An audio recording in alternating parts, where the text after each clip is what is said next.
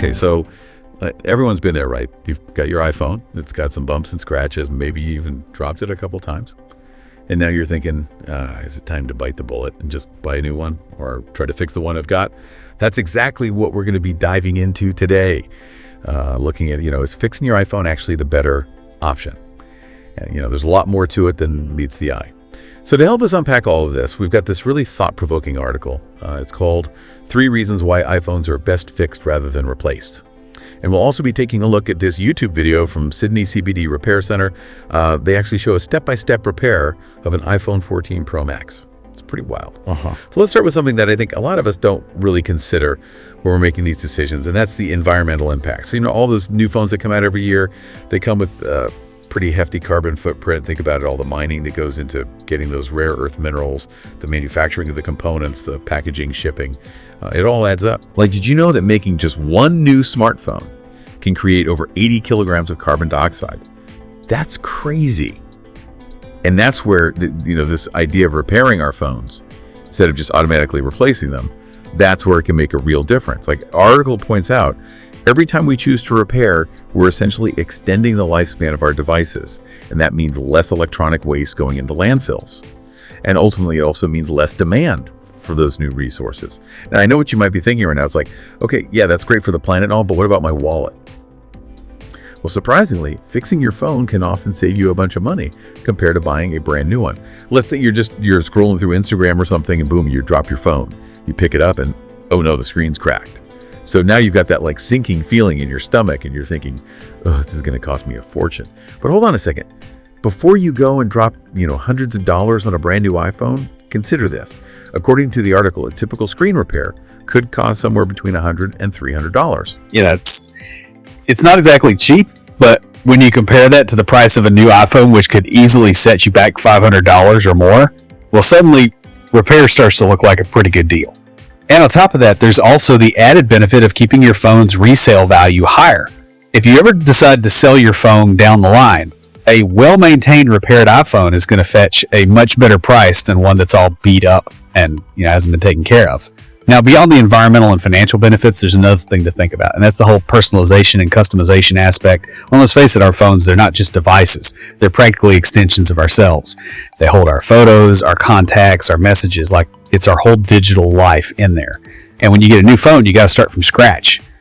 Transferring all your data, setting everything up again, it's a pain. But with repair, you get to keep all that valuable data intact. No need to reinvent the wheel. And sometimes you can even use a repair as an opportunity to upgrade your phone a little bit. Maybe you need more storage space, or you've been wanting a better battery. It's like giving your phone a little makeover.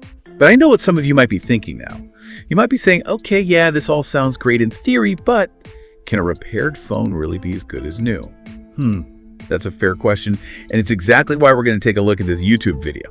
So in this video, we're going to see a skilled technician from Sydney CBD Repair Centre tackle a seriously damaged iPhone 14 Pro Max. We're talking cracked, screen, dying battery, even debris inside the phone, like the whole 9 yards. And what's really cool about this video is that it shows you just how much precision and expertise goes into professional smartphone repair. The technician uses all these specialized tools to carefully open up the phone, and you see all these tiny little screws that they have to keep track of. Like they even mention how if you use the wrong screwdriver, you could mess up the delicate components inside. It's definitely not something you'd want to try at home unless you really know what you're doing. And it's not just about swapping out parts. There's a lot of attention to detail involved. The technician removes all the debris, installs a new battery, and makes sure everything is back in its place perfectly. And the result: a fully functional iPhone 14 Pro Max good as new. This video really shows how a skilled technician can breathe new life into even the most damaged devices. So we've talked about the environmental impact, the cost savings, and even the personalization aspects of fixing your iPhone. We've seen just how intricate the repair process can be and the skill that it takes to bring a damaged phone back to life. But what does all of this actually mean for you? It's really about, being a more thoughtful consumer, right? Yeah. And realizing that, hey, our phones, they can actually last a lot longer than we might think. And, it's also about supporting this idea that, the tech industry could maybe shift a little bit and make things more repairable and sustainable. Like imagine if getting your phone fixed was just as normal and easy as, getting an oil change for your car. That'd be pretty awesome. And, every time we choose to repair something instead of just throwing it away, kind of helps push us in that direction. Speaking of repair, let's not forget about all those skilled technicians out there who are making all of this possible. Like, remember that video we were just talking about? That technician did an amazing job. All that precision and those specialized tools and the way they just knew exactly how that phone worked, it's really impressive.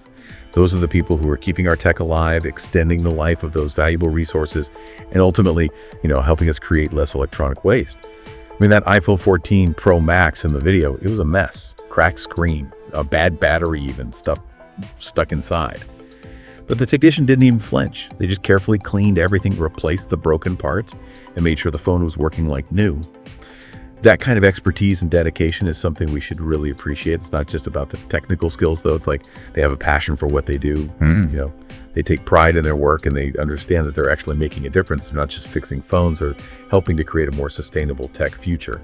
And that's definitely something worth supporting. When you think about all of this, it kind of ties into this bigger conversation about how we interact with technology and consumerism in general. It's like, maybe we should move away from this throwaway culture that's become so common. Our devices, they're not just things we use and toss. They're tools. They're our companions. They're almost like extensions of ourselves. And when we choose to repair them, it's almost like we're making a statement about what we believe in. We're saying that we care about the environment, we respect good craftsmanship, and we're willing to invest in things that last. And this whole idea doesn't have to stop with our iPhones. We can apply it to all sorts of stuff, our clothes, our furniture, even our appliances. By embracing this idea of repair, we can break free from this cycle of buying, using, and then just chucking things away. And we can start to build a more sustainable and I think more fulfilling relationship with the things we own. So as we're wrapping up this deep dive into the world of iPhone repair, I'm going to leave you with a question. That's something to think about as you navigate this whole tech landscape. Considering all the benefits we've talked about, the environmental impact, the cost savings, the personalization options, and the incredible skill of these repair technicians, how might choosing repair empower you to take better care of your technology and maybe even contribute to a more sustainable future? It's something to think about, not just when your gadgets start acting up, but in all your decisions as a consumer. Because at the end of the day, it's about making conscious decisions, valuing longevity, and recognizing that the things we have, they can actually last a lot longer than we might think. And who knows, maybe by choosing to repair our stuff, we can inspire others to do the same, and maybe even encourage manufacturers to design things that are easier to fix. And that could help shift our culture away from this idea of throwing things away all the time and towards a more mindful way of interacting with the things we depend on.